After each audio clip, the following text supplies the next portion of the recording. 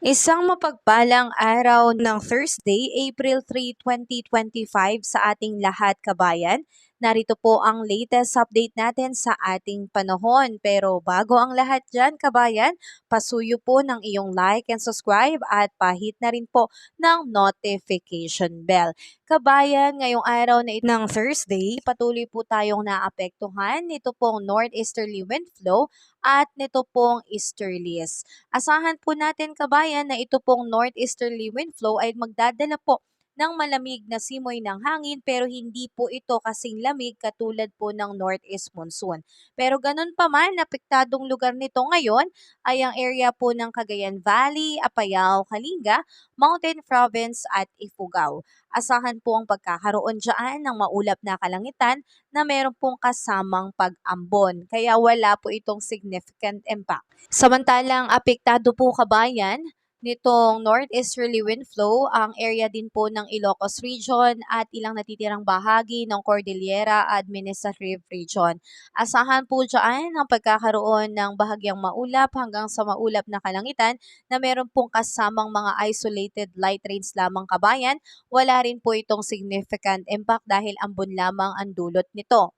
At dito naman kabayan sa atin sa Metro Manila at ilang natitirang bahagi ng ating bansa, apektado pa rin po tayo ng easterlies kaya asahan sa umaga hanggang tanghali ay may kainitan po kabayan pero pagsapit ng hapon at sa gabi kabayan patuloy po tayo makakaranas na po ng bahagyang maulap hanggang sa maulap na kalangitan na meron pong mga isolated rain showers or thunderstorm. So dahil nga may thunderstorm and rain showers, posible po itong magdulot ng mga biglaang pagbaha and landslide lalo na kung magiging severe po ang thunderstorm. So ingat po tayo dyan kabayan.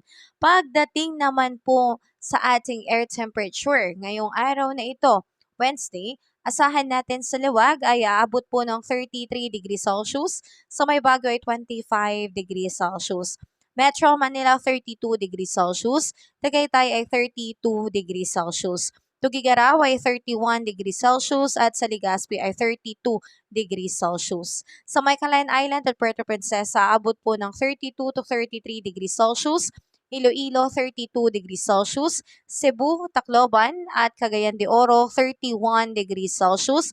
Sa may Zamboanga ay 33 degrees Celsius, sa Davao din po ay 33 degrees Celsius. So yan po yung inaasahan nating air temperature ngayong araw na ito.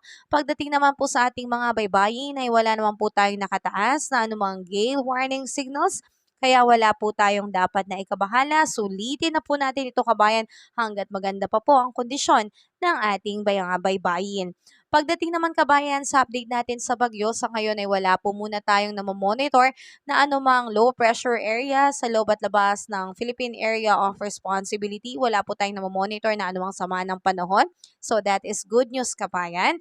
Pero ganun pa man, tayo pa rin po ay maging handa at laging updated sa ating ulat panahon dahil may posibilidad na merong isang bagyo na papasok ngayong Abril. So yan po yung antabayan natin kung mayroon nga ba talagang mabubuo na sama ng panahon. Mainam na po na tayo po ay laging handa at alerto.